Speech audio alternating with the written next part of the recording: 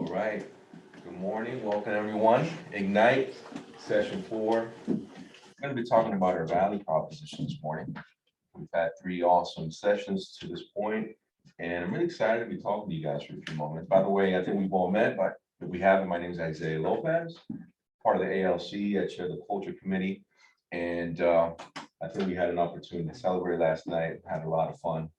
Yeah. But ultimately, I think this is such an important conversation because as I was preparing for it today, I have a shameless confession to make. Could I be myself? Could I be 100% honest? Of course. Even if you didn't give me permission, I'd totally be angry.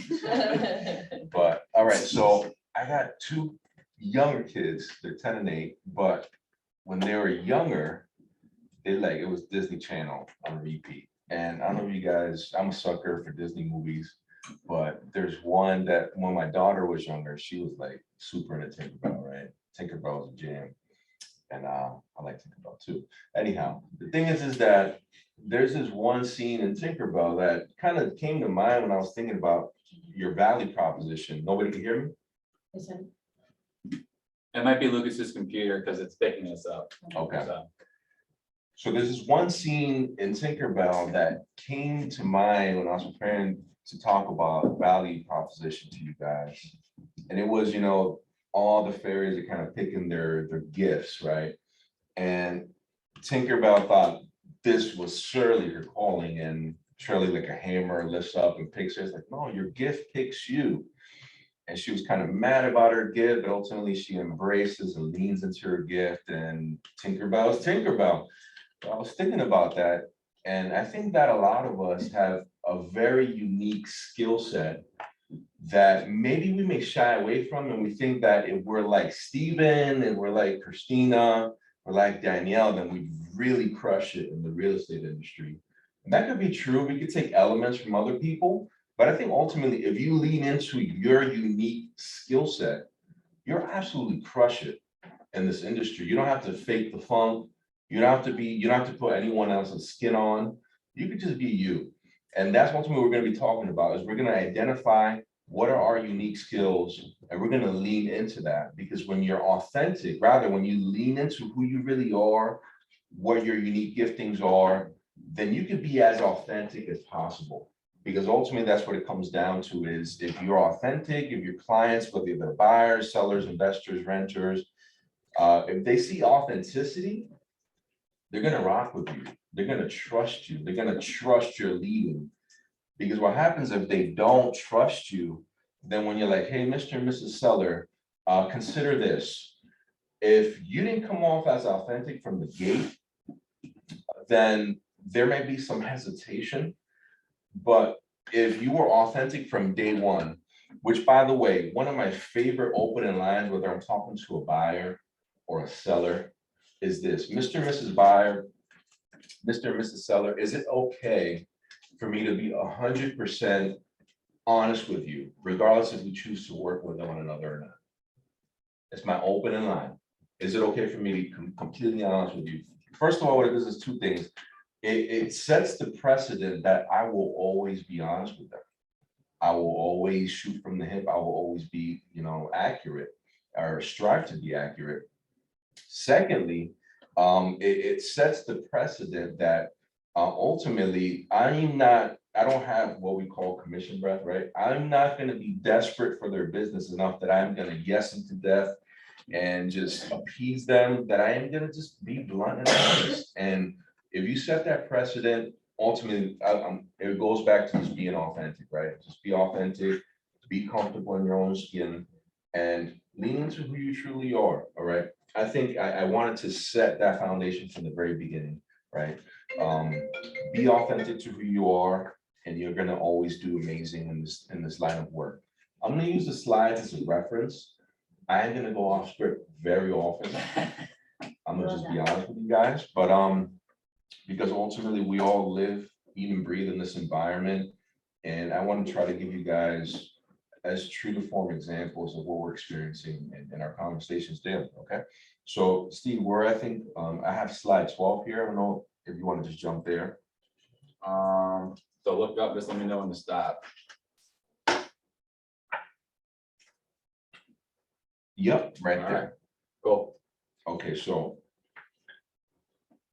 And we're gonna read, and if something jumps off the page, we're gonna talk about it, which, by the way, if anybody on the chat, if you have a question, if you want clarity on something, please throw it in the chat. Steve will let me know, we'll stop and we'll talk to it. Anybody in the room, feel free to, throw up a T, timeout, Isaiah, that makes no sense. It's all good, we'll talk through it, okay? All right, so your value proposition. So they call it your elevator, pitch, right? You jump on an elevator, you got 20 seconds to make an impression on someone. Ultimately, lean into your skill set, lean into who you are. You know what, Mr. and Mrs. Seller, Mr. and Mrs. Buyer, I am authentic, I am real, I am a local real estate expert. And we're gonna dive into this a little bit more as we continue, but know from the hip who you are, what distinguishes you from your peers in the industry immediately, okay? No hemming and hawing, practice it in the mirror, which, by the way, I'm sure Rebecca, tells the PCs this, but make sure that you are role-playing script, and know your scripts and practicing it, because people are gonna ask questions. And by the way, this is kind of an off the script moment, right? By the way, never lose an opportunity when neighbors, when friends, when cousins, when they say, hey, how's the real estate market right now? That is such a missed opportunity for a lot of us. I was like, oh, that's good. Oh, that's great. That is a missed opportunity. Like, kind of lead into that. You know what, man? It's incredible, man. It's such an opportunistic market for buyers and for sellers. Can I tell you why? It's like, you asked the question, bro. Like, I'm gonna answer it. Okay. So that they're giving you permission to speak to it. So never miss that opportunity ever again. Value proposition. Stay on script, bro. Here we go. Is a unique, memorable, and persuasive statement that expresses the true value of working with you. Notice that first word, underline that, unique. It's unique to you. It's unique to Jacqueline. It's unique to Eugene. It's unique to you, okay? It doesn't have to be cookie cutter. Please make it as specific as possible. And this is why I want to speak very broadly, because there's no one value proposition that's ever going to be the same. Just like the stripes on the zebra are never the same, no realtor is ever the same. So it's unique to you. Number two, it addresses the specific and special needs of the buyer and sellers in your market. Notice that word specific. Every buyer, every seller, every investor, every renter has a very specific need. Now that goes to, and we're going to talk about in a moment, the pre-qualification or the buyer consultation, seller consultation process. Have questions embedded into your consultation that kind of flesh out some of those motivations, right? Because then you could truly be specific. Then you could truly set yourself apart from your peers. For example, if someone says, you know what, I have to sell quickly. All right, great, so let's do it. So now, wouldn't a good follow-up question be, all right, thank you, I appreciate your candor, Mr. and Mrs. Seller. If you don't mind me asking, what's the primary motivation for wanting to sell quick? We don't know if they have a job offer waiting for them in another state. We don't know if they're in pre-foreclosure. We don't know if there's a underlying family dynamic. So we want to get past what we call the smoke screen. And a good question to set up, the next question we're going to ask is, okay, other than that, is there anything else, right? That's a great question to ask, because it could really unlock or unearth some of these other motivations that would be very important. And that would tell us, like point number two says, what is the specific need of this buyer or seller? I need to go quicker because I am going to get through 4 slides. Number three, states what you will do for your client to earn your commission. One more point, I promise, and I'll be a lot quicker. You know what's one of my favorite lines that I use? I'll give it to you guys free of charge. All right, so it's going to be free. This is already free. Okay, so I love this line, and the reason why I'm giving it for free is because someone gave it to me. It is totally not mine. But notice it says, what are you going to do to earn your commission? You know, it's one of my favorite lines. If there's a lot of, resistance, maybe a lot, they're hesitant. I like to tell them, hey, Mr. and Mrs. Buyer, Mr. and Mrs. Seller, all I ask before we meet is that you just give me just 1% of your trust, okay? All I ask is give me 1% of your trust. I promise I will earn the other 99. Okay, all I ask is 1% of your trust. I will earn the other 99. So we're not asking for them to give us something that we won't earn. We will earn every cent of that freaking commission check we're gonna get. How many of you guys know you get to closing table and you're like, man, I did that. I put up with a lot of nonsense to get here, right? So that's what we're gonna do. We're gonna show them exactly. We're not just gonna tell them, we're gonna show them. Let's keep going. All right, it holds us accountable to higher standards. Cool beans. We're gonna move on. Let's reflect on a Gary Keller quote. All right, top agents can easily explain what services they will provide to anyone who hires them. All right, let that marinate for a second. Notice it says easily explain. Top agents. You notice that the better someone is at something, the easier to make it look, right? One of my favorite basketball players of all time, Kobe Bryant. He just made the game of basketball look easy, almost effortless. But what a lot of people don't know is the countless hours that he would spend in the gym. You know, the Mamba mentality. I am a Kobe like fanatic, and I love Kobe. If you ever just need motivation, buy his book, Mamba Mentality. It just tells you how maniacal he was about perfecting his craft. And a lot of it really was just studying the basics over and over and over and over, because really real estate is building blocks. If you could sell a $100,000 house and do it well, you could sell a $1 million house and do it well. Because the building blocks of real estate, guys and gals, are exactly the same. And you could use that to your advantage when you're talking to a listing at a higher price point or a buyer at a higher price point. You know what, Steve? You seem like a really nice guy, but you haven't sold a $500,000 house before. You haven't represented a client that has bought at this price point before. How do you know you're going to help me? You're right. Maybe you should hire, Rebecca instead. But you know what? Lean into that. You know what? You're absolutely right. I have not sold. I have not helped someone buy at this price point. But you know what I do know is that every other client that I've helped at any other price point, we have sold quickly. We have bought quickly. The experience has been great. Here are my reviews. I know the building blocks of real estate are the same. I know I will do exactly the same for you, because you want to buy in this market and you want to buy in the next 3 months. That's what you told me, right? And you want to do it as efficiently as possible. So why wouldn't hire me be in your best interest? You're leading with value. And that's knowing your value. Lean into who you are.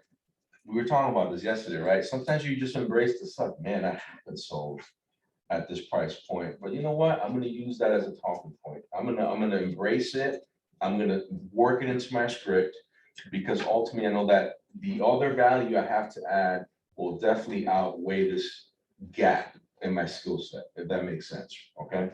So top agents can easily communicate. And what I see in front of me and on this chat are top agents in the making. All right. Embrace that mentality. All right. Benefits of value proposition. It helps your clients understand your value and expertise. It protects your commission, and it builds strong and trusting relationships. Why does it protect your relationship? Does anybody have any thoughts about that? Why does knowing your value proposition protect your commission? So the other person can trust you. Oh, very good. I respect that. It's also, your values are kind of the baseline in which you operate. So you're not gonna act out of character, you're not gonna do something kind of that you normally wouldn't do according to those values, and that'll take you exactly where you want to go. Just getting to the end of a deal or taking care of clients the way they need to be taken care of, kind Absolutely. of a thing. Absolutely. They know what they're paying for, right? So they're gonna want to, it's like, you go out to the dealership, they talk about this car, this car, this car, they give you the value proposition for each car. What car do you want to go with, right? The one that probably has the most features, or that's gonna serve you the most, right? Yeah. So Very good. Very good. I love it. I love all feedback that was shared. Even more basic. How does it protect your commission? When you know your value, how many of you know you won't take a pay cut? Yeah, I know that I won't take a pay cut. yeah, No, absolutely not. right? Yeah, I mean, to know your value, I've walked into listing appointments and said, I'm sorry, but I'm not the agent for you, right? Because not only do I know my value, but I have, morals. So I choose to work with the people who share those same ideals, right? Yeah. And I think that sometimes it sucks to walk into an appointment and be like, oh, I'm gonna take this listing, and then they say to you, oh, well, I say, oh, it's worth $550. Well, I want $825. I'm sorry, I'm not the agent for you. And the reason is because I do have a value proposition that I share with my clients, and part of that is the reputation that I have within the community of realtors. And so I'm not gonna list an overpriced house because Yeah. it's a bad look, Yeah. but it's just a bad look, if I'm being honest, right? So it's not worth the listing for me, and best of luck to you, and I Yeah. hope you find the person that matches you. But no, I'll never take a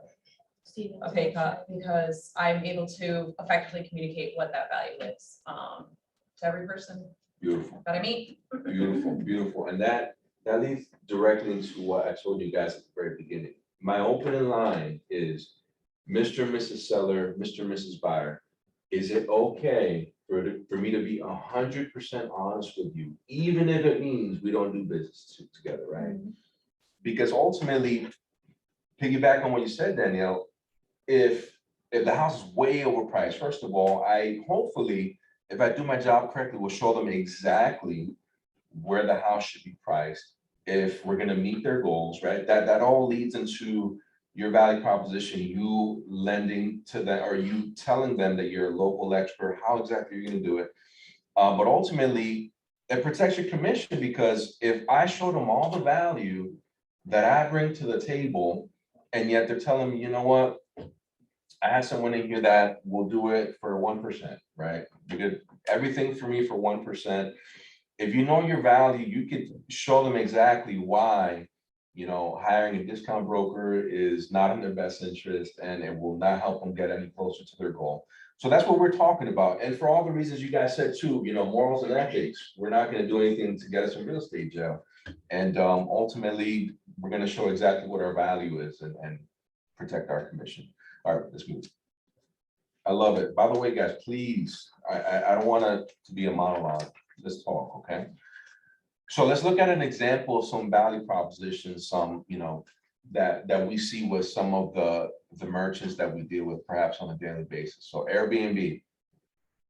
Does someone want to read that? I'll read. Yeah, Popcorn. Airbnb exists to create a world where anyone can belong anywhere, providing healthy travel that is local, authentic, diverse, inclusive, and sustainable. has anyone ever Airbnb? Hell yes. Do they hold value to that? Yeah. Yep. Okay, I'll read Walmart.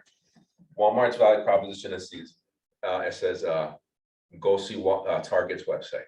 I'm kidding, I'm kidding, I love Target. Every day, low prices for a broad range of goods that are always in stock in convenient geographic locations. That's such a lie. What? I'm conflicted myself.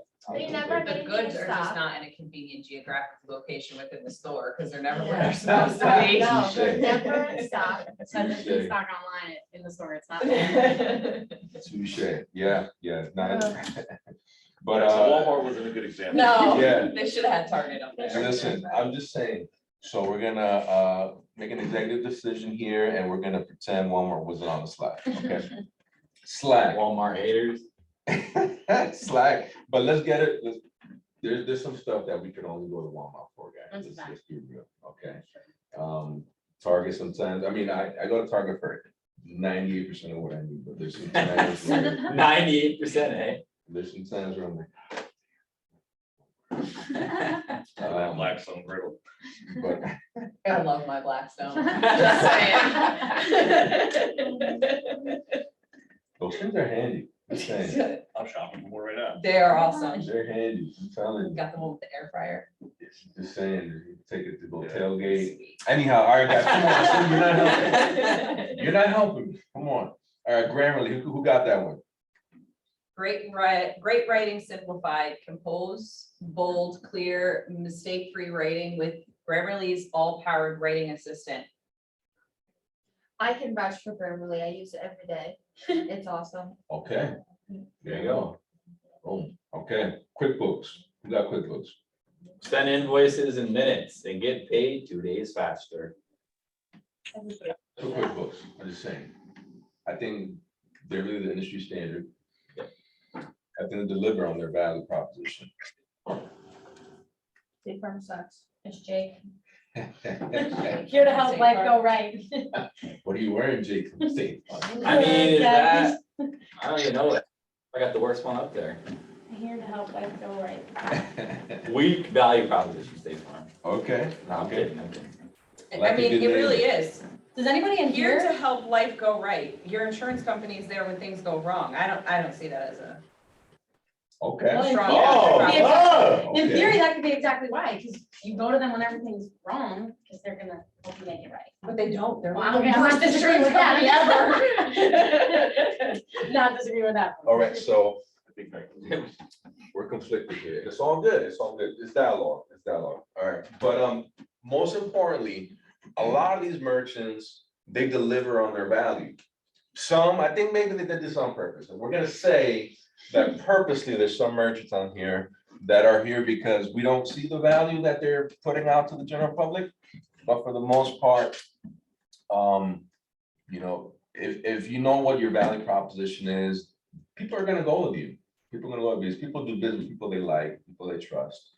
Just like we trust a lot of these merchants, if people see value, your authenticity, they're gonna take your guidance, they're gonna take your word, and some clients, when you get better at your skill set, they will just trust you blindly. I honestly get shocked sometimes that I suggest, and they're like, yeah, let's do it. I'm like, for real? You don't want to sleep on it? No, we're good. We trust you. Yeah, thank you, right? When you develop your skill set, your value proposition, you get there, but you earn it. Very important to say that, Jack. I just wanted to hit on the point too, when you are authentic, you get the clients that are meant to work with you, because it's like you guys say, you're not gonna walk with every client that walks through the door or whose door you walk through. Yeah. And I think we talk about that a lot here, but that just goes back to your value proposition. You're not going to work with somebody who doesn't align with the way you wanna work, and you just refer them out, or you find them a new agent or whatever. Oh, But unless you're authentic, now you, like I worked, in the beginning, you just wanna make money. You yeah. work with everybody that comes Yeah. through the door, and I had this one client to this day, I will never call her again, Mhm. because it was just miserable, and we didn't match. Yeah, But it was because I was this person that wasn't me, because I wanted to make money. yeah. And you learn very quickly that if you're not authentic, it doesn't matter. Oh, thank you for saying that. And I think it's so important. Like I said, I'm gonna go off script plenty of times, but let's talk real world, the environment that we all eat, sleep, and breathe in. So to your point, Jacqueline, I mean, yeah, you hopefully attract the business that you want, and those whose values hopefully line up with yours as well. Now, I will make a quick asterisk and say, hey, sometimes it's good to know personality profiles, right? And know type A, type B, C, D. That's as we continue to grow our skill set, then you're gonna learn that, you're gonna know how to incorporate it, and that lends into the conversation of mirror matching you're talking to. And there's a space to talk about that, but write it down, talk to Rebecca about it, talk to us about it, just mirror match. If they're low energy, you're not gonna come off as bubbly and domineering, you're gonna match their low energy. If they talk fast, you're gonna talk faster, right? So there's a place for that, and that's, I hate to use the expression, but it's almost a way of kind of faking the funk a little bit. But it's ultimately all in an attempt to be the right person for them. But there's gonna be cases where it's just not a great personality match, and it's okay, to Danielle's point earlier, to say, hey, listen, I'm not the agent for this, and it's okay. I think you've grown in your business enough that you respect yourself to know it's not worth the peace of mind is probably gonna pull me away from two other deals that would make more sense, that could set up more business for me, Mhm, right? Because you're thinking long term. mhm. Sometimes, all the real estate gurus that you listen to, one of them said something that made sense to me. I think it was Jeff Glover. He said, hey, if I talk to if I'm on the phone with a seller and man, I feel like the motivation is just off. Like they're saying they want to sell tomorrow, or they may wait till next year. And by the way, your pre-qualifying call with home is super important. Ask a lot of questions. So it's like, if I cannot unearth their motivation, if they just don't seem like, if I'm going and I don't feel like I'm gonna get a commitment that day, he's like, I won't go. He's like, I'll stay behind, I'll make more phone calls, and I'll book maybe 4 other motivated sellers. But I think it takes, right, someone who believes in their values, someone who respects himself enough to determine that. And by the way, I think that when we are starting off our real estate careers, we may have to go on some of those appointments. I think those would be great learning opportunities. But what I would say, set some boundaries on those appointments, meaning a time frame. Don't be there for freaking 4 hours with this person, because some of them just love the camaraderie and just want to talk, right? And my son in Florida, he just passed his bar. And it's like, all right, lady, you're fantastic. I love your China. I love your right? Honest to God, you gotta experience people that just are lonely and just want to talk. Mhm. Learn to unearth some of their motivations before you get there. And be savvy enough to say, you know what, this is another Jeff Glover line. Mr. and Mrs. Seller, if after I present, you find that everything I have to present is valuable and you feel I'm the right person for the job, will you be ready to sign a listing agreement with me once we meet tomorrow at 4? That's an important question to ask, because if they're like, you know what, no, we're going on vacation in a month, we really don't want to list the house until January of next year. Am I really gonna go on this freaking listing appointment? Right? I need to know if there's anything in the way of me getting a listing agreement tomorrow. And by the way, I'm going way off script, but again, value, right? Value, know your value. And part of knowing your value is trusting that your skill set is good enough to represent any seller in any given market. And when you know that, you can save a lot of time. That's another point that we should speak to. Part of knowing your value is knowing where to allocate your time. Does that make sense? Okay, so some of these merchants are straight up lying. Let's move on. Here's some good points, and we're gonna flesh these out. Here's some really good value propositions that you guys could use every day in your businesses. First of all, KW and market center value, fiduciary, and just being the market expert. We'll move right along. All right.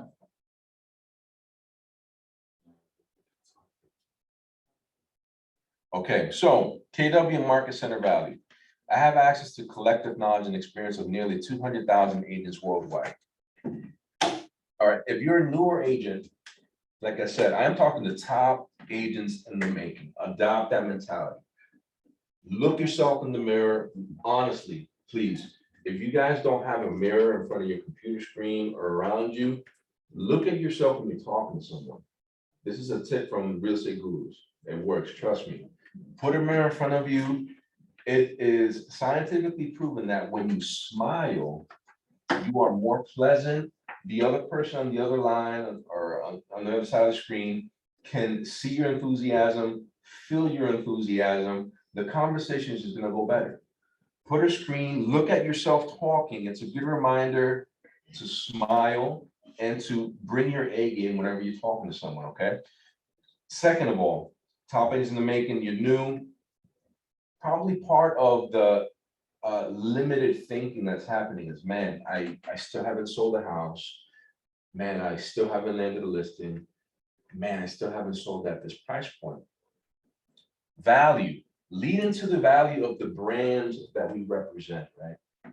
So, and our market center always encourages us, name drop Keller Williams, name drop our market center.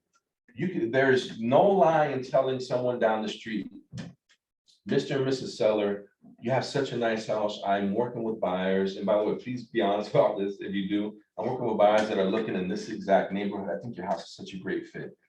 Yeah, but Jacqueline, you haven't really sold anything in my neighborhood. I completely understand what you're saying, Mr. and Mrs. Seller. Did you know that in just the last 3 months, we have sold, right? And we're speaking to the market center.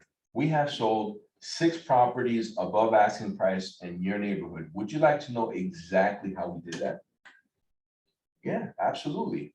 Absolutely. How does tomorrow at 4 sound, right? So now we are leaning into our market center. We are leaning into the brand. Mr. and Mrs. Seller, did you know that Keller Williams outsold every brokerage worldwide last year? And did you know how we did that? We sell more because we do more. That's a good talk of that. That's old as dirt. Keller Williams sells more because we do more for our clients. I would love to explain to you exactly how we do that, okay? We're leaning into the brand. We're completely ignoring the fact that we have never sold a house, that we have never represented this price point. We're getting straight to value, right? Because everything is always just kind of smoke screens, and I'm trying to deter, if I'm the seller, I'm just trying to deter people that are not gonna be a good fit, people that, but we're getting through that. We're leading with value, we're smiling, and we get to the appointment, whether it be seller, whether it be buyer. Fiduciary, I can point you to a reputable resource for service providers such as handyman, window washers, tax associates, and financial advisors. And by the way, people in the chat, throw a thumbs up if you're getting value from this. If you guys have any questions, please stop us. All right, we want this to be interactive. Let me ask you guys a question. How many of you guys have a Rolodex of professionals, window washers, tax associates, financial associates? Are you guys keeping a log of these things? Okay. By the way, a great resource, reach out to Stacy or to anyone at the market center. We have a vendor alliance program. We have people that literally pay to be part of our family. We vetted them. They're a great match. Our values line up with our values. I mean, last night, the raffles were donated by vendor alliance partners. Those are fantastic people. One of the inspectors is running an inspection for me this morning, right? So lean into that. If you guys don't have an inspector or any professional, lean into vendor alliance, by the way, okay? And by the way, Steve, if you could throw that in the chat for people to write that down, that'd be awesome. Just lean into that. That'd be a great place to start as to who to trust if you don't have anybody in your Rolodex. And then now pick up the phone and call. It's not about always having the answers, but know where to go to get an answer. Know who to turn to. All right. And market expert, I can help you price your home to sell because I am very tuned into the market of the moment. All right. So important to look at market stats and what is happening, what's the average days on market. And one thing that you're going to start to notice more is houses are going to sit longer in the market. And maybe one of the common objections you get now is, well, I see houses sitting for long. I don't think it's a great time to sell my house right now. Know your value. Know the stats. Mr. and Mrs. Seller, did you know that average days on market is the same exact time as it was this time last year? That's a fact, by the way. I think we've added a day on market. Last year was 13 days on market. Right now we are at 14 days on market. So Mr. and Mrs. Seller, it is still a historically good seller's market. I would encourage you to still sell at this time. And I would love to show you exactly how to sell your house, okay? I'm leading with value. I'm not faking the funk. I'm giving them facts about where we're currently at. So part of knowing your value and your value proposition is being a local real estate expert. And you know that by looking at data that's available to us on the MLS. All right, we'll move along.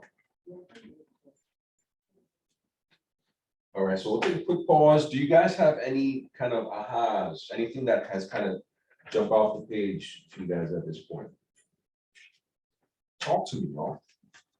I think this is just showing you that, you know, if you want to really succeed, you gotta understand what your value is and really get that concrete be up to date with the market reports, really understand the atmosphere that you're in doing business in.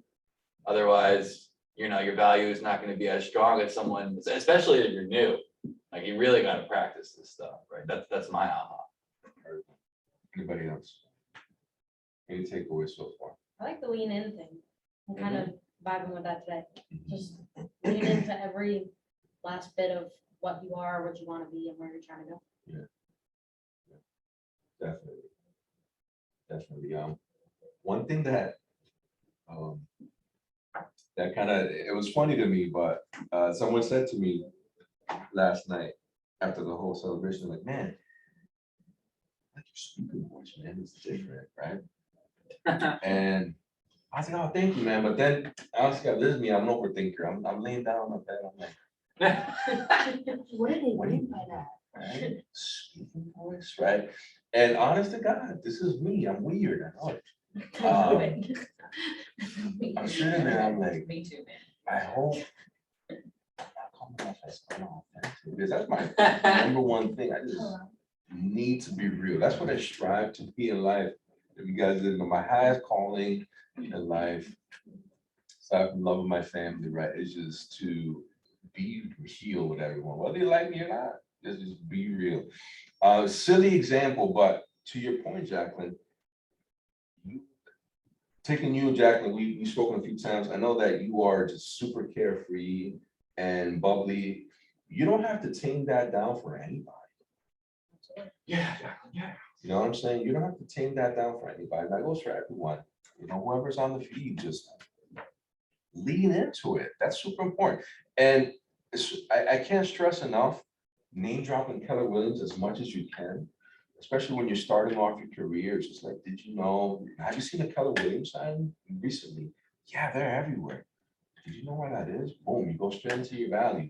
That completely, before they could get to the point of, Steven, how many houses have you sold in my neighborhood? Before we can even get there. No, yeah, exactly. Before, Is that your real voice, bro? before we can, that's what half my clients sound like. But at least in my mind. It is. Anyway. And so that I don't have to like actually say like, all right, let's not focus on negative for a second. Let's just talk about my strength, damn it, you know? Before we could even get there, I'm leading with value. Name drop Keller Williams, name drop the Market Center. Listen, we sold, you know, we're second in market share in this county. You're not gonna see more, you know, Keller Williams than anywhere else. And there's a reason for that. I think we should talk about it. Name drop that because it'll kind of navigate what naturally are some of the questions they may have. Okay, let's move on. Yes, sir.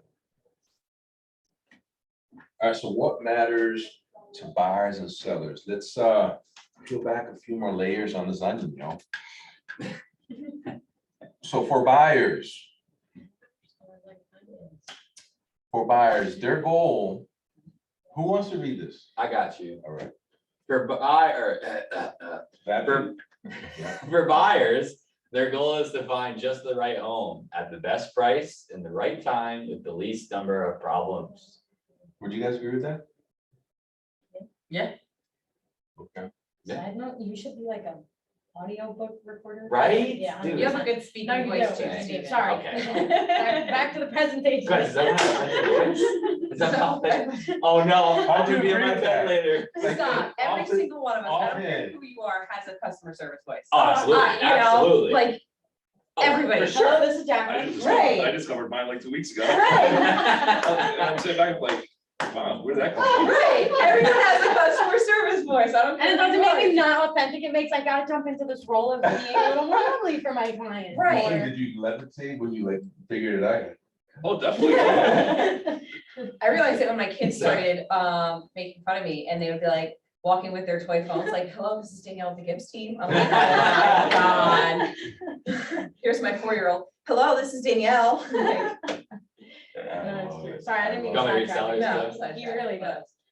All right, good speaking voice. listen, go ahead, let's see, give us an audition, sellers, you're reading sellers now. Go ahead, get it. Guys, whoa. I'm kidding. For sellers, their goal is to net the most amount of money in the shortest amount of time with the least number of problems. Would you guys agree with that? Yeah, Yeah? No. Okay, what did you say? I feel like every seller has a different motivation, and for some of them, it's not necessarily about money. Mhm. Fair. It's I not, agree. you know, so, sometimes they wanna relocate because of a job, right? And they're willing to take less money so that it matches within their timeline. Some of them wanna move closer to their family. They have kids, grandkids that moved out of state and they wanna be closer to them. Right, and so it's not always about the money. It may be about the time, it may be about not having problems, but it's our job to discover, through seeking first to understand and asking questions, what it is that they're actually motivated by, so that we can use that to leverage and market their property to, help them reach their goal. So Beautiful. I don't agree with that statement being completely true. Parts of it depends on the client. How you piece Yeah, it it depends on the together. client, because there are sellers out there that, Oh, they just show me the money, Yeah, right? So Yeah, many of them within are- 2 weeks, right. Yeah, I would. in my household. Beautifully said, Danielle. That being said, 98.9% of sellers want to net the most. And I'll give you an example. So there's one lady that I met with that, beautiful house. Just geographically where it was located, it was just not gonna sell what she wanted for. And to your point earlier, Danielle, I could not reasonably list where she wanted me to list it at and not take a reputation hit. So it was kind of one of those examples where I was like, listen, I appreciate you and had a lovely conversation. It's just not the right match right now, right? But I say that because she wanted to get to Texas to be with her kids and her family. I'm like, I'm telling you exactly how to get there. But she was fixed on a price. So ultimately, there's definitely anomalies and there's gonna be some isolated scenarios, but what Dan says is absolutely true. Just definitely unearth the primary motivation. And then you lead with value and exactly how you will help them get closer to their goal. Now, for buyers, one quick aside. So absolutely the right home, best price, right time, these number of problems. One of my favorite lines to use with buyers these days has been, Mr. and Mrs. Buyer. We've got to where you want to buy a house, because especially with the ones that have, freaking 12 different school districts they're looking in. One of my favorite lines has been, Mr. and Mrs. Buyer. One of the ways that a lot of my clients have been successful in purchasing home is because they have followed my guidance as far as what I've seen to be true in this current market. May I share with you? Yes. All right. So what I've seen is that, there's 2 or 3 things that you can get in this market. You could either get a house that has all the features that you have, all the features and amenities that you want in a house. You could either buy a house that is at the price point you want it at, or you could buy a house in the location where you want it to be at. You cannot have all 3. You can pick 2. All right, so pick which 2 are the most important to you, whether you want it with all features, whether you want it at the price, whether you want it in the location. You can have all 3. That's a really good dynamic for what's going to be most important to them. But definitely don't be afraid. Again, that goes to value. That's why I share it. That goes to value. When you know your value, you respect your time. You don't have to deal with the window shoppers. You don't have to deal with the seller that is unreasonable. You attract the business that is going to be best for you and best for your business. Okay. So, all right, let's move on. There's still a lot of sides to cover. All right, top 10 service areas, of the buyer value proposition. So number 1, needs analysis. Make sure you have a really strong script, by the way, at least 20 questions you want to ask. So you know exactly what they need. And that way there's no miscommunication down the line. Pre-qualification, pre-approval, Mr. and Mrs. Buyer. Will you be buying cash or will you be utilizing a low interest rate mortgage? Have you spoken to a mortgage broker or to a local lender? By the way, I never assume, by the way, that them pre-approved. It's a mistake I used to make until I was corrected, right? So I don't ask, hey, have you been pre-approved? Have you been pre-qualified? Because what if you can walk around with a big wad of cash? I don't know it, You intend on paying for this purchase. right? Yeah. How do you intend on paying for this purchase? Hey, do you want to buy cash? Okay. You're Um, gonna assume that's the way to go, cash. Dash. So you're gonna be paying I cash? always leave with cash, by the way, just saying. I always leave with cash. Anyway, all right, neighborhood information. Home search, how to make an offer. Negotiating to buy, vendor coordination, pre-close preparation, closing, post-closing. So if you could provide a quick roadmap, I would encourage you guys to have that as part of your buyer consultation.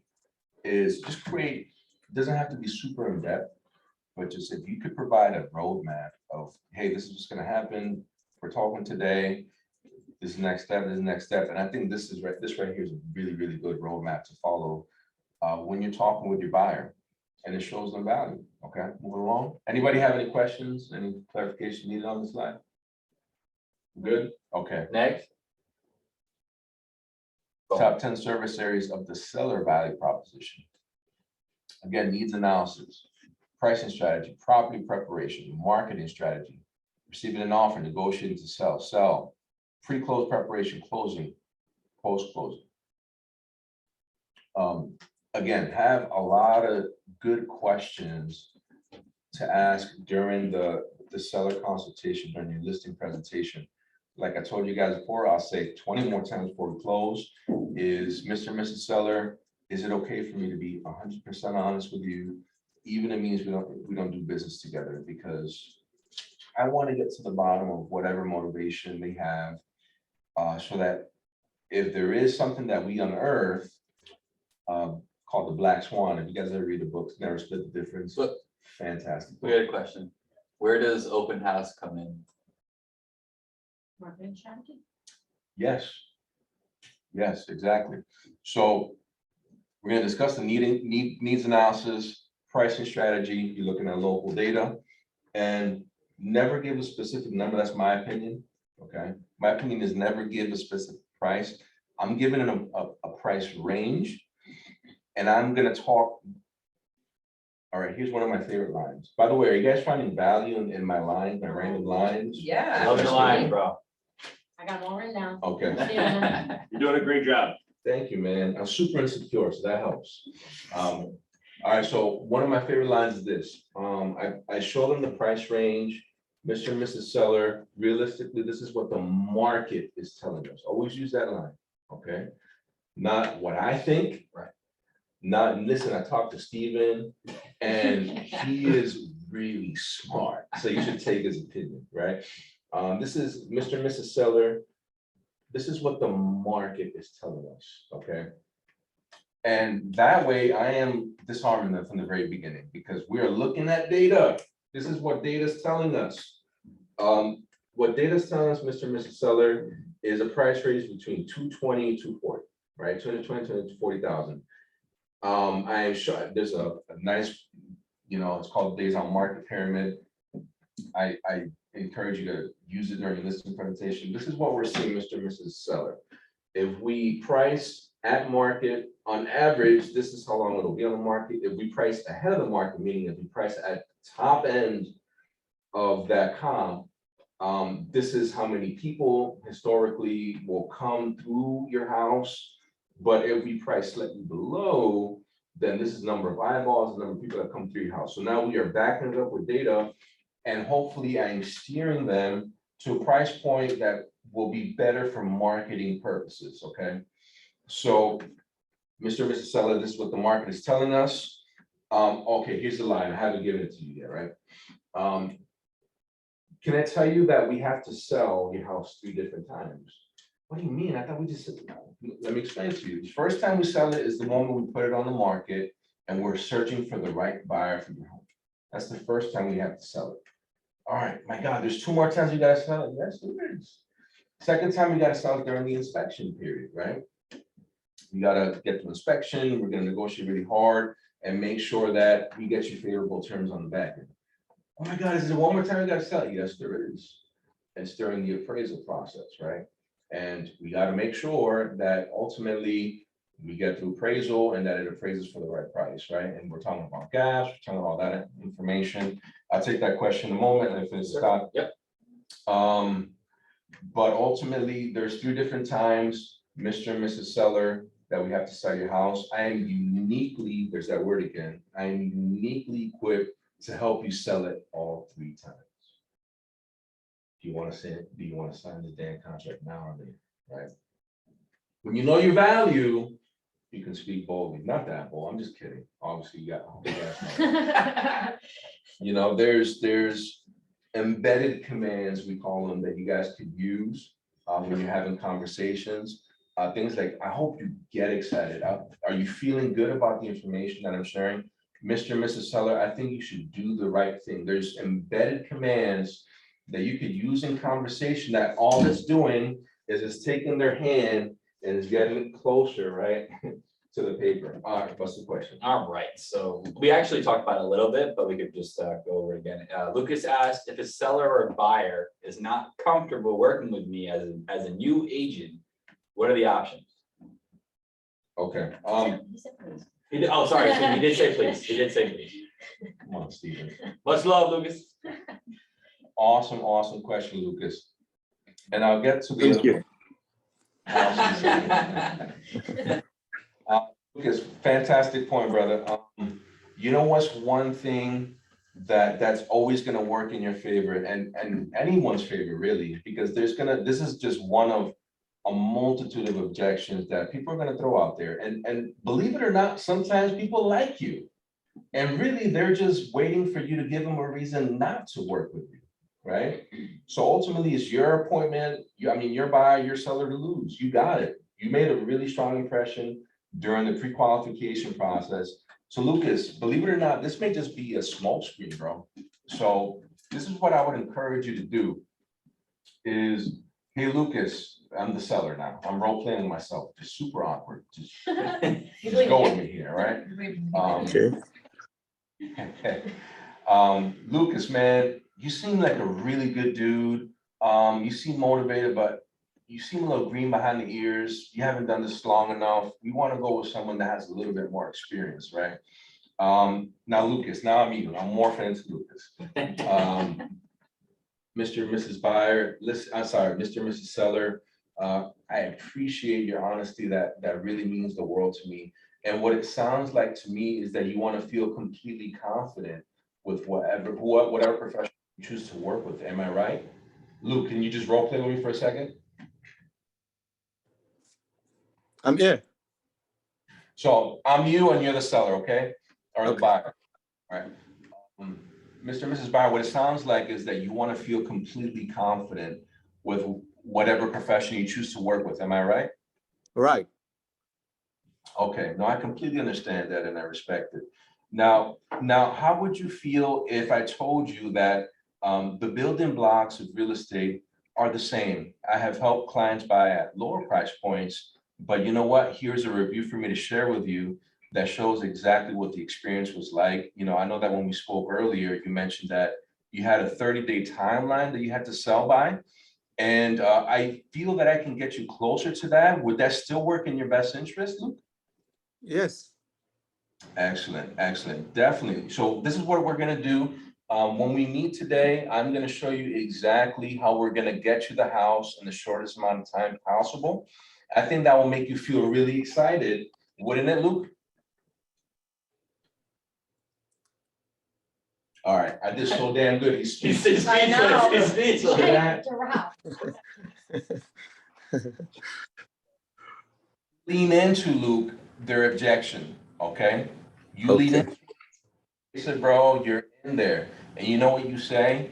Man, I appreciate that feedback, all right? Always share that. Because ultimately, when you resist the objection, like, excuse you? Do you not know that I was voted the most likely to succeed in my real estate course? Did you know that? That is being resistant. And then they're like, yeah, you just confirm what I thought, man, right? So it's not that you are leaning into it. You're embracing it, grabbing those bull by the horns. You're like, listen, man, you're absolutely right. I have not sold in that price point. But let me tell you something, man, and then you go straight into your value. So you're not even gonna say, man, I haven't sold houses. Man, should I even be selling houses? I'm sorry, I need to go home. I just had a moment. You're going straight into your value. Does that make sense? Correct. Yeah. You appreciate them for their feedback, first of all. Man, I appreciate your honesty. I appreciate your feedback. Would it be okay if I shared with you exactly how I could still, and then you go straight into your value proposition? But you know what? There may be 2 or 3 objections. You always appreciate. And by the way, there's a formula, and I wish I remembered offhand. You appreciate, you repeat the objection to them. You know, it really sounds like you want to work with someone who is uniquely qualified to help them, blase, blase, blase. And then you tell them why you are uniquely qualified to do that. That makes sense? Yes. Awesome. Thank Great you. question. Great question. Jacqueline. I was just gonna jump in on kind of what you're talking about too, though, is I feel like I spend a lot of time, obviously, in the PC program, and I see a lot of the new agents coming in, and Rebecca gets that question all the time of, as a new agent, how do you tell somebody or convince somebody you can do it? I never once, when I first started in real estate, had anybody ask me, I mean, people ask you how long you've been doing it, oh, a couple of years, 2 years, whatever, like, if you can just be confident in your ability to do this job, and you have the confidence to just talk to people and build relationships, because truthfully, that's really all this is. And if you know your stuff and you can just work on building relationships with people, you're not gonna get the, oh, I'm not working with a newer agent. You might get, oh, well, there's not a lot of reviews for you, or there's not a lot of stuff. Hey, listen, I'm building my business. I'm out here. I am selling houses. Here are the reviews for the ones I've done. But truthfully, I've never been asked that question. I've never been faced with, oh, you're a newer agent. I don't want to work with you. So honestly, Lucas, just be confident in the things you know and the ability you have to build relationships. I love Would be it. my advice. Yeah, absolutely. My first deal, I was at the closing table and I'm like, oh yeah, my first transaction, my clients were like, this is the first house you sold. They were like, we had no idea. It was like, it was like, Yeah. you knew, and you know what it was? It's just about your projection, right? And being Confidence is key. confident in your ability to do it. And then nobody's ever gonna question you on that. Awesome, awesome, definitely. That's so true. Talk with confidence. You know what's a good affirmation? If you guys do those, you should. Is, you know what? If you approach Lucas and everybody who's listening, if you approach every conversation with this mindset of, man, I would be doing this buyer, I would be doing this seller a disservice if they don't hire me. Right? If that's honestly the mentality you adopt, then the conversation is like yours to lose, right? And there's gonna be points where it's not a good personality match, and that's okay. You walk away, but you know you added value, you know you sharpen your skills with every conversation that you have. But actually, to piggyback on what Jacqueline and Danny were saying, just lead with confidence, know that it's yours to lose. And if and when, and you know what, I will be honest with you, it probably may happen where it's like they did their homework before you got there. And it's like, you know what, you haven't sold a house in the last 6 months, or you know what, and they're gonna hit you with a fact rather than like, just embrace it. That's what I say. Lead with honesty. Mr. and Mrs. Buyer, Mr. and Mrs. Seller, can I be 100% honest with you? You started with that, so now you could be completely honest the rest of the time. You know what? You are absolutely right, and I appreciate your feedback. Now, is it okay for me to share with you, and you lead into your value, or you know what? You repeat the objection to them. It really sounds like you want to work with someone that is confident, that has the ability to represent you well, and you're just repeating it and you're restating it, you're reframing it, but you're doing it in a way that will lead into your value proposition. Does that make sense? Cool. All right. All right. So we're gonna move along, Stephen. All right.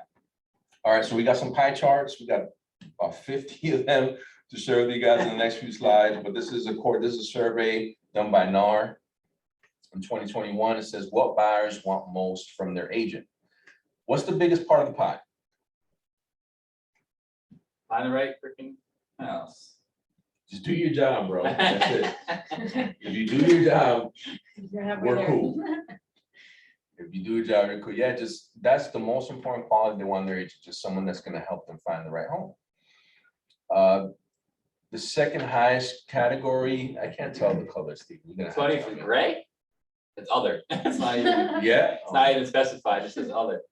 Oh, gosh, I love this. All right. And then just somebody, and it's funny that the smallest part of the pie is someone to help them with price negotiations. Right? Just do your job. That's the most important It's a thing, bit surprising, right? yeah. But it just goes to show you What the heck that, does other mean? Maybe they want somebody to just be a tour guide and take them around town for no reason, because you didn't do your homework. don't do that. Don't be that guy. Don't be that guy. Up, They want you to help them find houses, and I feel like they're killing me with finding houses while I keep trying to look on Paragon. I don't know if Okay, what is anybody this? else has that What is that? problem. it looks like. I could- Hi. Yeah, we're kind of. As a newer agent, I feel like I'm completely overwhelmed by trying to find houses while my clients keep sending me houses that I haven't seen all the time. Okay. Client knows the market better than we do. The Yeah. MLS, You- there's so many of them that I'm definitely feeling like, do you guys have a secret that I don't know? Because going through Paragon and like, I just punched in Athens and I got nothing. Like, how do I search for Athens in Paragon? Yeah. Like, nothing comes up. Like, if I try to specifically search for it, and they're sending me things and I don't know how to keep up with them that way. That's the only place that I feel like I'm like swimming in the deep end, Okay, is where my clients seem to be. I mean, I'm going to realtor.com and searching there for new houses Yeah. because it's easier that way. okay, no, I appreciate that comment, Holly, and I can completely empathize with that. One thing, and I think this is, very specific to your market, but one thing I would encourage you to do is, when you set them up on that search, try to make the search as broad as possible, cast as wide a net as possible. I think one of the mistakes that I made early on was, I was so excited about making their search as specific as possible that I'd kind of pigeonhole it to specific counties, specific cities, specific post office box. And what it did is it filtered out a lot of houses that really would have met their criteria. So what I would do maybe is set a very wide net, wide filter, and just, if they know, and by the way, this goes back to the pre-qualifying or the buyer consultation. And maybe one thing that may be beneficial, Holly, and I hope I'm not speaking out of turn. One No, thing that may be beneficial is just saying, hey, Mr. and Mrs. Buyer, is it okay if we get on a call for 15, 20 minutes? I want to make sure that we look at the criteria again. I want to make sure that I am serving you to the best of my ability. Again, that's going to their needs. You're speaking to their needs. So would it be okay to talk? And when you do, you're recapping everything you spoke about at the very beginning and saying, you know what, it appears to me that when we first met, you want a 2-bedroom, 1 bath. By the way, an important question asked during the buyer consultation is non-negotiables. So always ask, hey, is there anything that's an absolute deal breaker with any house that we look at? Because you know what that does, if there's an element in the house that's absolutely necessary that it be there, you want to know that. Because let's say they need a 2-car garage, they need 1 acre, they need a fenced-in yard for their dog. They don't want to be on a busy road, so nothing with double yellows. Get as many of those non-negotiables down, because then what it does, you set a very specific criteria. Because let's say they send you, because it happens to all of us, clients send us houses and, oh my God, it doesn't have a 2-car garage. Oh my God, it's on a double yellow neighborhood. Then you could go back to the conversation that you guys had and like, Mr. and Mrs. Buyer, thank you for sending me this, always thank them. But I noticed that the house doesn't have a garage, and I know that that was part of your deal breakers. have we opened up the search? So again, it goes back to your value and asking really strong questions. And really quickly, Holly, is when you set the search, try to set it as broad as possible and go back to that pre-qualification process and know exactly what neighborhood they want to be in. Have them pick their top three. If they have one, that's even better. If they want to be, just an example, in Chester School District, then that's the filter. You're not even gonna set the county. You're just gonna set the school district, and you're gonna let the system send them as many houses as That was possible. perfect. Thank you. Maybe just setting the school district out. What my problem is I don't, when I try to, if I put in 2 bedrooms into Paragon, it knocks out so many houses that I don't see, like it knocks them all out. And I lose houses that have 2 bedrooms, that have 3. And I'm like, wait, where'd all the 3 bedrooms at? Like I put in 2 and I lost 3 bedrooms. Because I Send them to wanted, school district.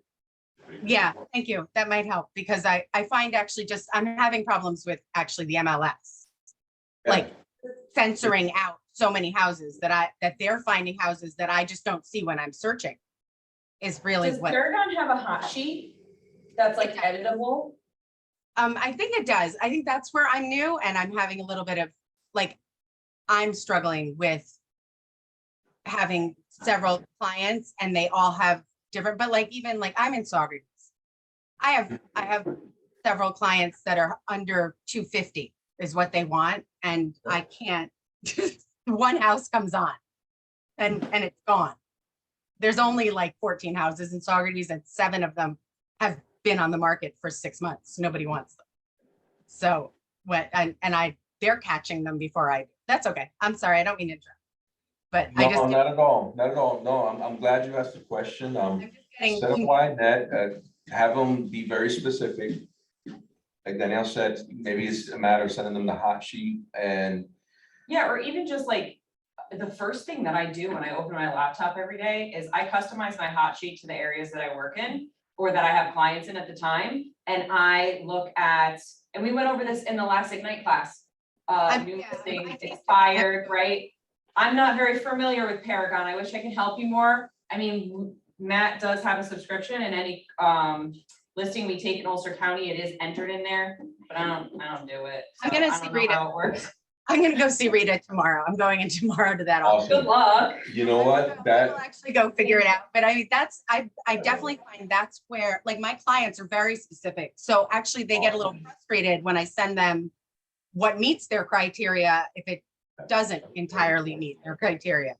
But I hear you. that's how. You're in great hands with Rita. No, she absolutely will help you set a good search for them. And you know, sometimes, like I said, I think what may be good and we'll tie it up with this is just maybe have another conversation, just say, hey, let's have a quick conversation just to review your criteria, because I want to make sure that we are giving you the most value during this process as possible.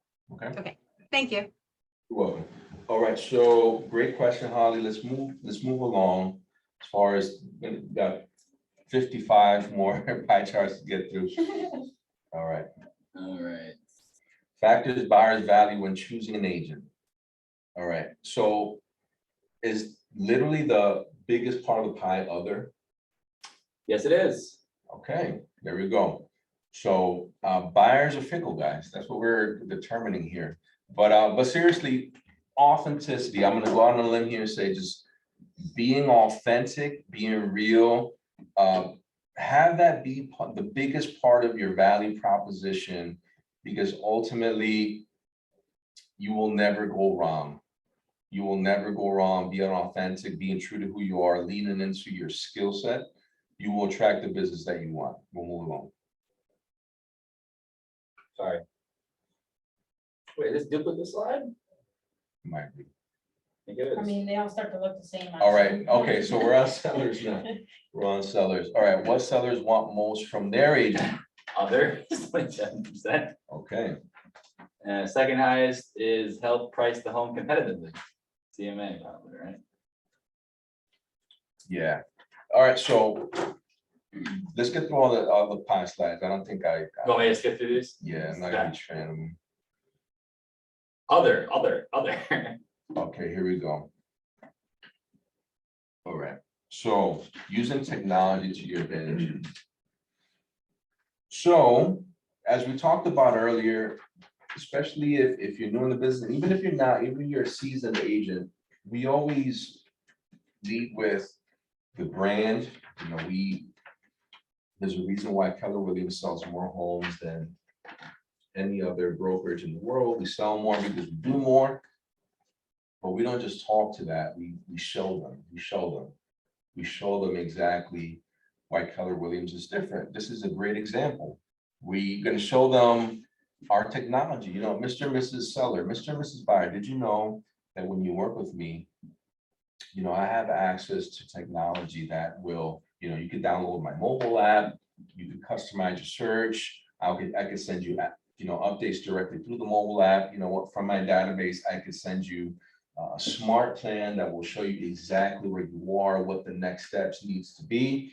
So that again is just using the technology package that you get as a Keller Williams agent to your advantage. You make it part of your value proposition and you speak to it. Again, don't just tell them about it, you show them. All Can I right. add something to that? Yeah, So when I teach the agents, one of the things I've taught 1,000 times is the tagging in command. So what you guys are looking at is a contact section in command. So one of the first things I learned here about command is that it's, you know, it's simple, right? So like we're talking about sellers. So if you go on a listing presentation, Isaiah is saying leverage the technology, right? So if you tag people and you take advantage of your database and you actually keep it organized and you identify who are buyers and sellers in your database, you tag them as such. So then when you go to your listing presentation, you say, hey, I actually have a buyers in waiting program where, oh, I have 40 buyers that are actually looking to buy in Orange County right now that I've already spoken to and that I just haven't been able to find them a home yet. So that was something Steve Gendel, who was our regional, he's OP and he's a regional tech trainer. He was like, he got like countless listing appointments just from showing people that he has an organized database on the CRM. So important. It's information's power, man. I hope you guys really soaked in what Steve just said. That's huge. That's huge. It's easy. What if we were to even, by the way, I see myself truly as a matchmaker. I really do. Both with the buyers I have, the sellers I have, the investors I work with, the renters I have, purely, that's why I love my job, because I know that a new listing comes out, I'm like, oh my God, this is for Johnny, right? Look no further.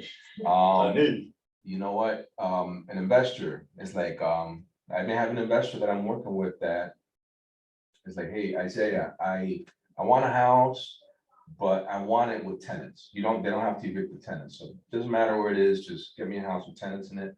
Maybe I'm having a conversation with a person that wants to sell, but they need a lease back. I'm like, oh my God, Mr. and Mrs. Investor, I have the house for you, right? So when you adapt that mentality, and speaking to what Steve said, if you have your database organized enough where, you know, you have this data available that you could show them clearly, look, these people right here, they're ready to go. They need a house. They need a house. You know, I think your house fits the bill for this list.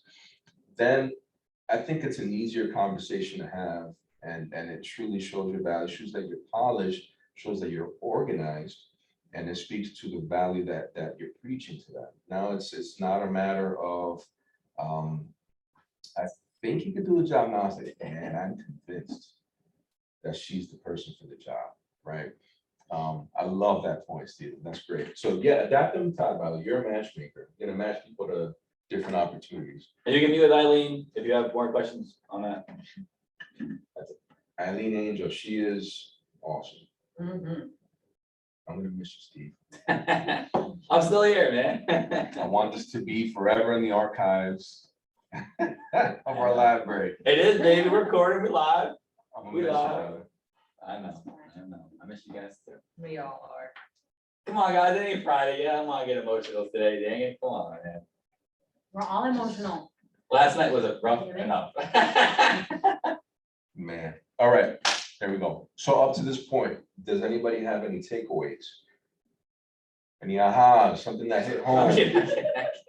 something that resonated?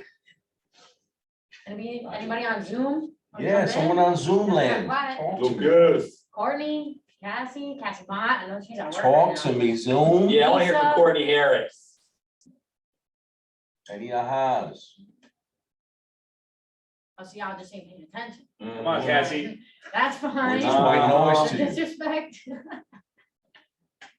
Just waiting a sec. Facts. I'm here. Rizwana, Wendy, Meredith. Any ahas? All right, Janice. it's all right. We'll move it along. They're gonna start putting chat, as soon as we get to the next slide, they're gonna start. Oh, by the way, what did you mean? I'm listening. Define your, wait, what? Oh, Wait, see this in the chat. oh, Cassie wrote something.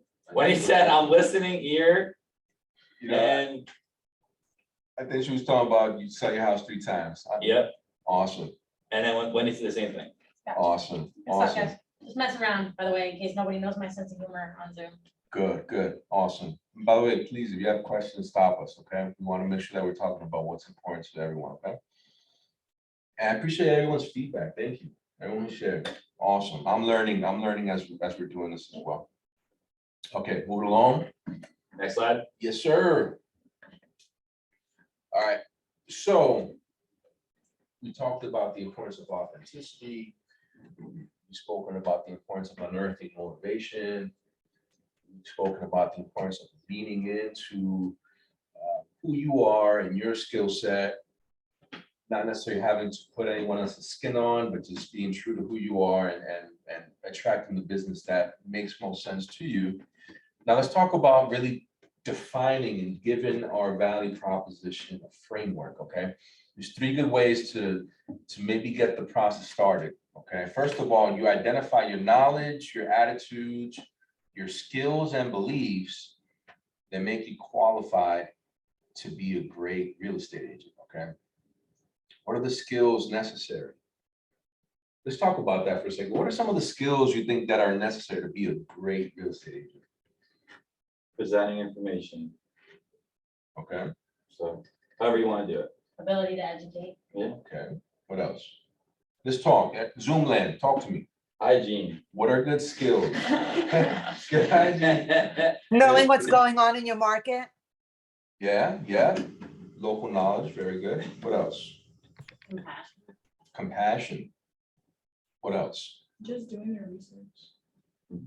Doing your research, study to show yourself approved. Erica said personable. Being personable.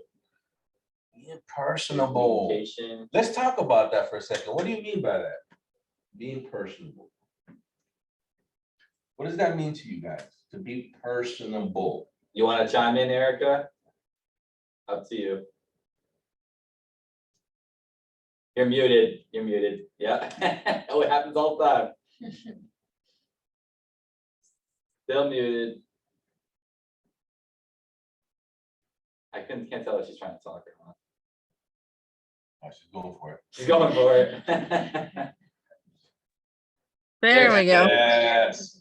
I just feel like as a person, like if you're not coming across as personable, you're just gonna give people a bad vibe. And I feel like a lot of the relationship is kind of a vibe that you feel from the client and they feel from you.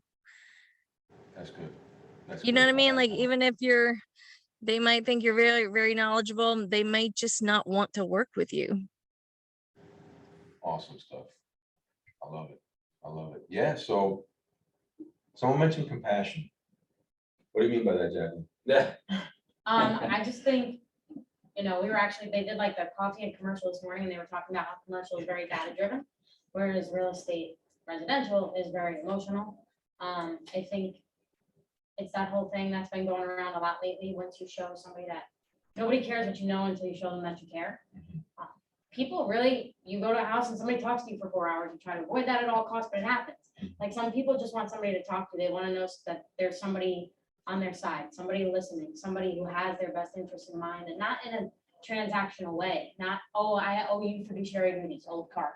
I owe you that all day long, but like showing them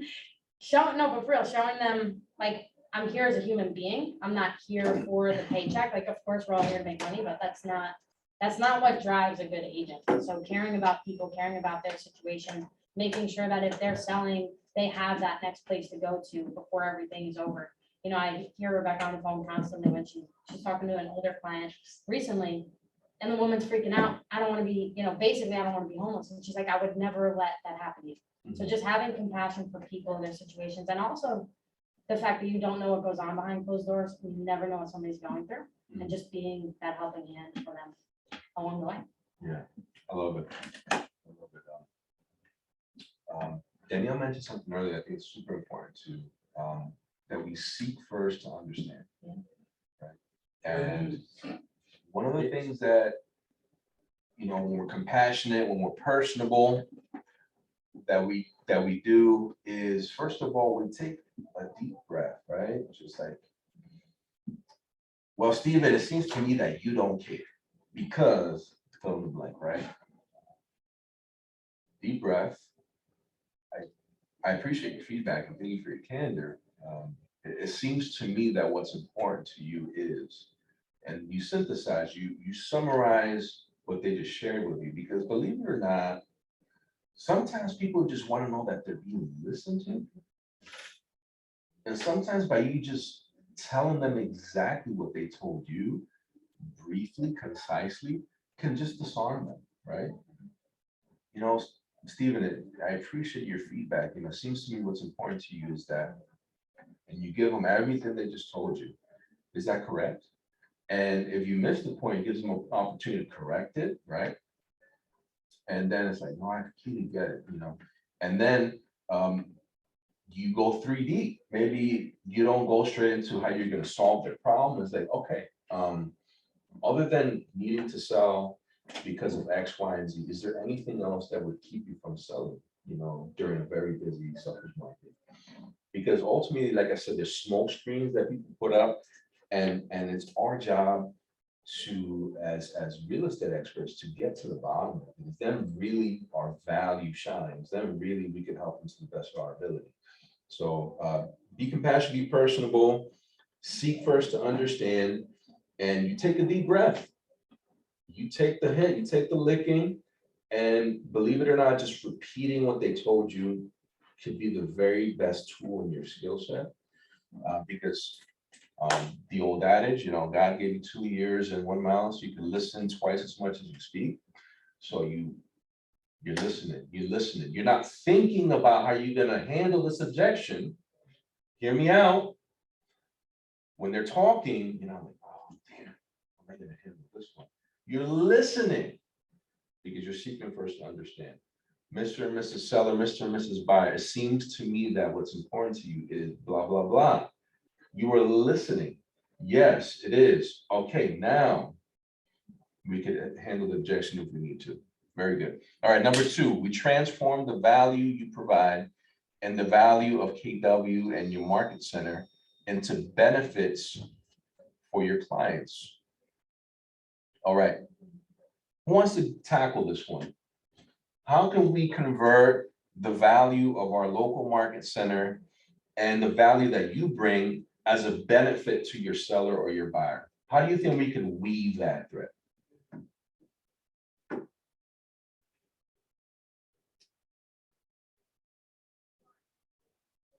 I mean, you can talk about a referral network. I don't know if that's the right example to use, but if they were like worried about finding someone in a different state, if they were trying to sell their house here and move somewhere else, you could leverage our network, referral network here. Oh, But I don't know if that's answering it, but yeah, you could. that's a great point. I Yeah. didn't even consider that. You're absolutely right. That is a fantastic point, Just actually, Stephen. letting them know you have them covered across the board in the mountains. Yeah, at every stage, right? So has everyone in this room, I don't want to assume, or in the chat, has everyone been on a listing appointment or listing presentation? Or even let's speak to the buyer consultation process as well. So ultimately, you know what? One of the first things you do, whether you're on a seller consultation, buyer consultation, you ask really, really good questions. You have, honest to God, 15 to 20 questions that you're going to ask from the very beginning, because what you're doing by doing that is you're gathering information. You're putting their needs first, you're from the very beginning, you're establishing the dynamic that, listen, I'm asking a lot of questions because I want to know precisely what's important to you. And when you know that, first of all, that's always, whether you're dealing with a buyer, whether you're dealing with a seller, you're starting with them and what's important to them. And once you have that information, you can lead into your value. That's your unique skill set. Your very specific individual skill set that's unique to you. You're dealing with that, you're dealing with our market center, and listen, all we do and how great we are, which we are, and then you are tying that, right? You're connecting that dot for the seller or for the buyer. It's like, hey, by the way, this is how my skill set, this is how my incredible market center, this is how we benefit you as the buyer. Because, you know, the offers that we write are going to be accepted because when we put your house in the market, we're going to do the least amount of time, least amount of hassle possible, net you most of the dollar, right? So number 3, we build your value proposition statement. We're going to leave that hanging. We're going to go to the next slide. Your value proposition. Number 1, you identify your knowledge, attitude, skills, and beliefs that make you qualified to be a great real estate agent. We talked briefly about skills, being personable, being compassionate, seeking first to understand. Next slide. Step 2, you transform the value you provide and the value KW in your market center into benefits for your clients. Next slide. And you build your value proposition statement. Next slide. Value proposition role play. Here we go. All right. So Stephen, what Okay. makes you uniquely qualified to sell my house? What are you doing that's so different than what Christina's doing? Well, I take care of my database. I'm constantly talking to new people. I'm a part of a lot of local communities. I also like to make sure that I know what I'm talking about at the market. So I look at the 1P reports. That is like literally the most authentic information we can get. So I could always advise you on what really is a realistic price for your home based off what the market is saying. Because it's, you know, yeah, man, I'm great, bro. Great agent. I believe you. Christina, why should I hire you to help me find a house when Jacqueline is just as good as you? I take the extra mile and Jacqueline doesn't. So I like to build a rapport with my clients. I just don't want to show you 1 or 2 houses, never talk to you again. Not saying that's what Jacqueline does. Unlike Steve, because apparently I don't call my database. Just take the extra approach. You know, I always say this, I treat my clients like family. So if I know they don't like a house, I don't like it. If you send me a house and I've either seen the house or after talking to you by your buyer consult, it doesn't have the amount of bedrooms you want, it doesn't have the updated appliances or whatever it is, I know you're not gonna like it, so I'm not even gonna waste our time to go see it. Okay, I'm gonna piggyback on what you said, Christina, and this is what we were talking about earlier, Holly. How do you have the boldness to tell them this is not the house you want? How do you have that boldness? So it goes back to what you said earlier, you know, asking them if they're comfortable, if you're gonna be completely honest with them, because why waste your time and waste their time to show them a house that you already know they're not gonna like? Because when you do your buyer consult, the reason of doing a buyer consult is to get a better understanding of what they want, right? Yeah. So why waste your time showing them a house when you already know it doesn't fit their needs? Oh, So that's wasting your time and wasting their time. oh, And then while you're at the house, the husband's gotta make side comments of, well, I don't already like this house. Okay, that's why I told you in the beginning you weren't gonna like it, but you said you wanted to see it anyways. mhm, So, mhm. Very good, very good. And I think that, again, you ask really good questions from the beginning and never feel like it's a drain, it's a drag. Oh my God, I got 5 more questions. I can't tell you how important it is. And from those questions, you may have 5 more questions. Just take your time during the information gathering stage. Because to Christina's point, when Sally Mae or Freddie Mac sends you a house that you know doesn't fit their criteria, then you could boldly speak to her and be like, you know what, Freddie? I don't like you right now, but you hired me to do a job, so I'm gonna be honest with you. You gave me permission to always be honest with you. The house doesn't have a garage. Yeah. You said it was important to have a garage, so are Why we did you opening tell up the criteria? Or are we settling? Because we promised we wouldn't settle, right? So you lead with, that's knowing your value, respecting your time. Because you know you're gonna drive to freaking Berryville. I love Berryville, by the way, no knock against them, but you're going far as hell. And it's gonna be a house that you know doesn't fit the bill, so, So why Be- waste your time? yeah. And also to definitely. piggyback off of what you said too, there's never not asking enough questions. I did a buyer consult and I went through my entire buyer consult, which I think was like 35, 40 questions. And the husband was like, that's it? You don't have any more questions? I was like, no. Should I be asking more questions? He was like, well, I don't know, I think you covered everything. I was like, okay, so then do you have questions for me? And that's when you spent another half hour or so asking. I would have asked them what their favorite color is. And I do. I asked them like literally to the For nitty face. gritty. Yeah. Who's gonna be in the house? Who's living Any with pets? you? Do you have any pets, any special needs, any special accommodations? What colors do you like? Do you like, what kind of decor, like, what's your decor like? Would you? Do you like modern, Yeah, contemporary? thank you. Do you like farmhouse? Do you like, Yeah, there's a lot. What's What the style style of with the houses do you wraparound like? porch? Victorian, typically Could be in Victorian. Victorian Victorian? or, Okay. some of the older colonials have it, Thank you. like real old, but it's usually Victorian houses have wraparound porches. But definitely your buyer consultation haven't matched, or your seller your listing appointment, haven't matched your personality style. yeah. Because if it doesn't, it will feel very generic. It won't feel specific to you, Yeah, so. make it customized to you. Yeah, lend and have it lead into the most important thing you want to know. So if you're bubbly, if you're personable, hopefully everybody's personable, but just saying, if your personality is just boom, you're just fun to be around, then that's exactly how you buy a constant. So Sally Mae, what's your favorite room in the house? You know, tell me about that. I love the living room, or, you know, I love the kitchen. Oh, that's great. So having a big kitchen, that's important to you. It doesn't have to be huge, but you know, big enough that I can put an island. All right. So now you're asking purposeful, methodical questions that in your mind, you're just data mining, boom, boom, boom. And you're playing all that back, and now you have a better idea as to what this, so structure your consultation so that it matches your personality style. And listen appointment as well, it's like, one of my favorite questions during the list appointment, hey, so what do you love about this house? What's the favorite area? Where's your morning routine? Because the reason they love the house is how you're gonna sell it, right, to the next person. So that's all part of your listing description. So ask very personal questions, all right? Let me role play with someone on Zoom land. All right, who wants to raise their hand?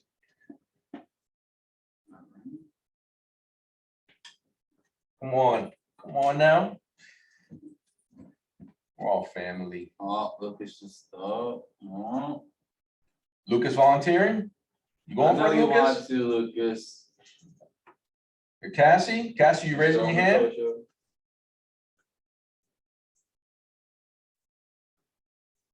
Cass is too busy building the next freaking Dubai skyscraper.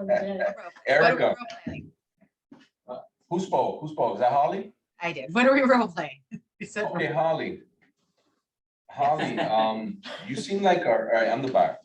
Holly, you seem like a really nice woman, you know, but I want to know, I have a bunch of agents calling me. Why should I hire you to represent me? Oh, forget it, I freeze. Because, oh, see, I'm horrible at this. I'm not horrible at first. I'm horrible right now. I don't know, when I'm talking to people face to face, I do much better than right here, apparently. Oh, good. Good, I was gonna say, because I actually have really good clients. And they know that I'm newer. All of them. I think the thing that I usually do is clarify that You know, we think I'm gonna get to. I'm horrible. I'm Hold done. on, I'm muted. I'm newer. My clients usually, you should hire me because I know houses. I'm good with houses. I'm a little older. than some of the newer agents. I have good experience with houses. I'm good with, I don't need, forget it. I don't want to hold life. time. No, you're hitting on some important topics, Holly, and you're doing better than you think, trust me. Okay, So just a common line, all right? A common line that I would encourage you guys, Or if line, someone hits you, and on the it's spot. gonna happen, it's gonna happen. Someone's gonna hit you with an ejection, and be like, damn, they got me. Just remember to smile, all right? Remember to smile and always hit them with this line.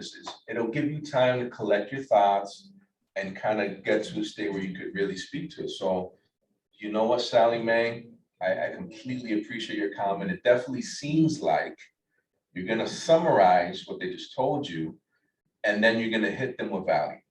Whatever the objection is, I promise you it'll work. You know what, Holly? It seems like you're new to this. I don't think you can do as good a job as Stephen could for me. You know what? I completely appreciate your feedback, and it definitely seems like working with someone that's gonna fight really hard to get you the right house is important to you, right? Yes, it is. Well, you know what? I'm glad you said that, because I think I'm uniquely qualified to help you, because I just helped a buyer not too far, 3 streets down. We bought a house for him. He loves the house. Here's the review. And let's say, for example, you haven't sold a house, just purely an example. You know what, Mr. and Mrs. Seller, it seems like working with someone that's going to fight really hard for you is super important. You know what? I can tell you that right now my buyer load is not too extensive. So what that affords you is someone that's going to focus on your needs. I'm going to be available to you when you call me. I'm going to make sure that I educate you during the process. It sounded like you need to buy in the next 30 to 45 days. Know that I am the right person for the job. I think that makes you feel excited, doesn't it? Right? Yeah, that's what we've been doing that. I'm actually pretty lucky that I've got 6 sets of clients, and we've been doing that. Beautiful. And basically that's what I did say to get them. Like, Awesome. and I'm backed by a really great team. So what I have said is my newness comes if it's come up, comes with a lot of experience behind me. So everything is, we go through everything, and nothing, if I have any questions, everything is gone over, and I really make sure we get everything done right. And any questions are checked and done. So, but I'm really making sure my clients get the best quality for their money. They get the safest, nicest house that they can afford. Because I have clients that have smaller budgets, and it's killing me right now because I'm in Saugerties. Yeah. And like I said, there's the smallest amount of, it's so small, and they don't want Kingston, and they don't want Woodstock, or I have the tiniest area that they're trying to buy in, and it's killing me. You know what? Use that to your advantage. When they know exactly where they want to be, it may take a little bit of creativity. To Danielle's point earlier, you may need to look outside of just what's active. You may look at what's temporarily off market. You may look at what's expired. You could talk to Rita a little bit more about that, because she could speak specifically what's an appropriate way to reach out to them that's still within our cold calling standards. So Rita will absolutely be able to speak directly to that, because it may take a little bit more creativity than just calling what's active. I'll talk to her tomorrow about that. Maybe it may be, for sale by owner, but again, Rita could definitely speak to that better than I can. Okay. Thank you. Welcome. So, all right. Trying to think if we want to pick on 1 or 2 more people, but most importantly, guys, Lucas. Yeah, you want to come in? Yeah, so sorry, I got distracted at some point. I have just a question for you, please. I have a client, a buyer, who actually started a conversation, and I was trying to give him my value proposition. But along the line, the buyer became irresponsive, wasn't taking my calls anymore, and even not responding to my chats.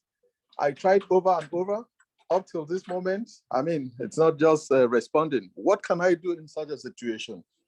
Very good, very good. I'm gonna tell you something. I don't know if you want to hear it though, Lucas. Can I share with you? Can I be 100% honest with you, Lucas?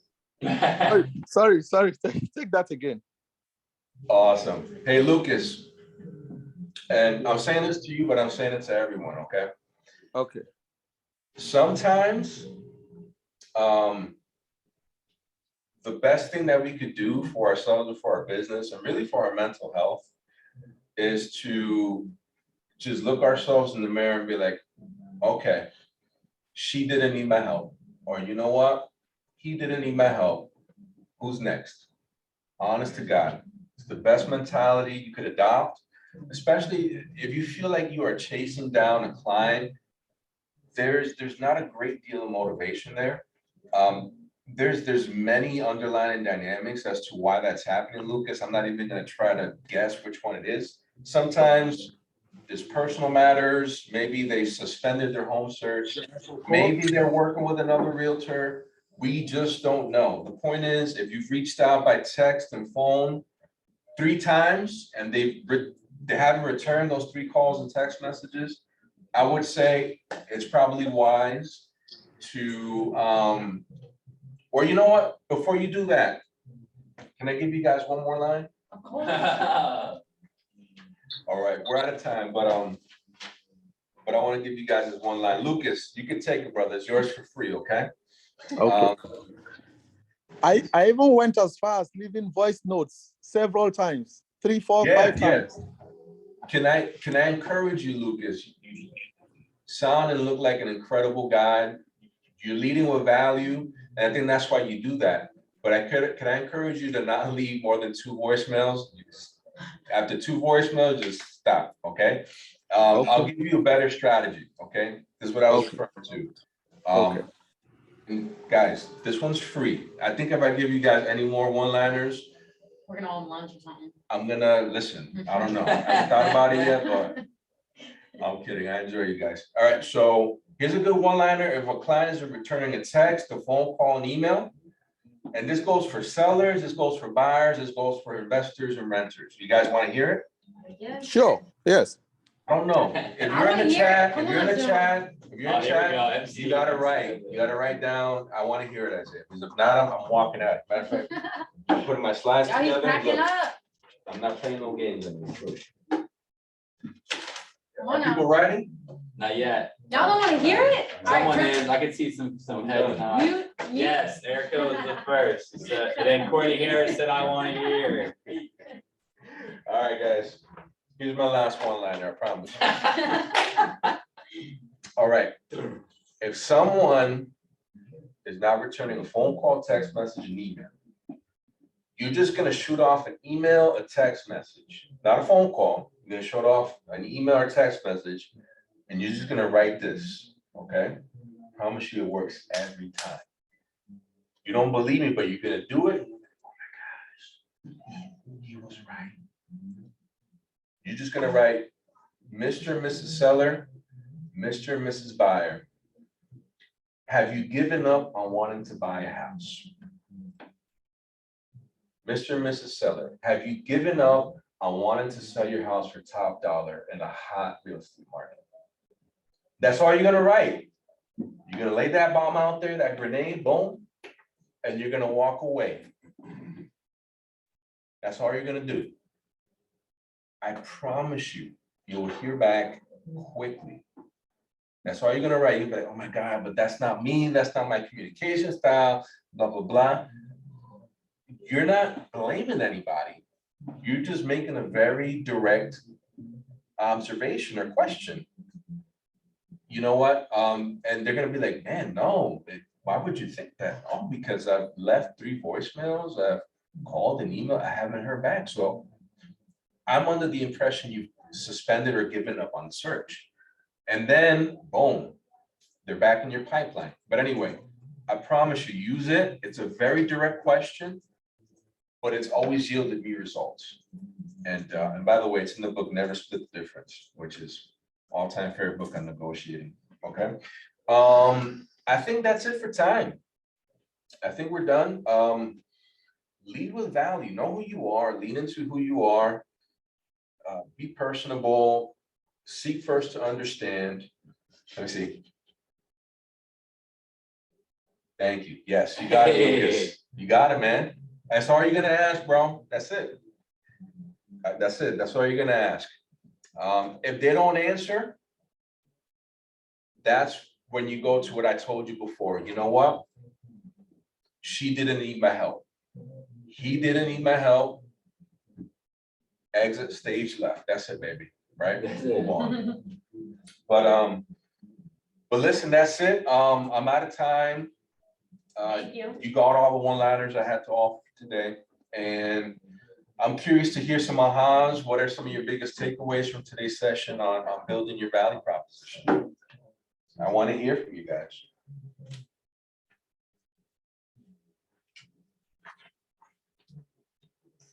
All right, let me talk to the room. Lucas said, thank you so much. Definitely, my pleasure, Lucas. My pleasure, brother. Thank you. Thank you for hanging out with me. I just want to say thanks. I feel like this was not to knock any of the other people who have taught tonight. I feel like every class has been really, really good. I feel like this was the most interactive class we've had, and I'm super interactive kind of person. So I really enjoyed this class. I really enjoyed your one-liners, 100%. Thank you. I really enjoy you as a person and just kind of your ideals for life and how you run your business and things like that. So it was really nice to hear you speak today. That means a lot. Thank you. That's a lot. Awesome. Listen, y'all, go do your thing, go crush it.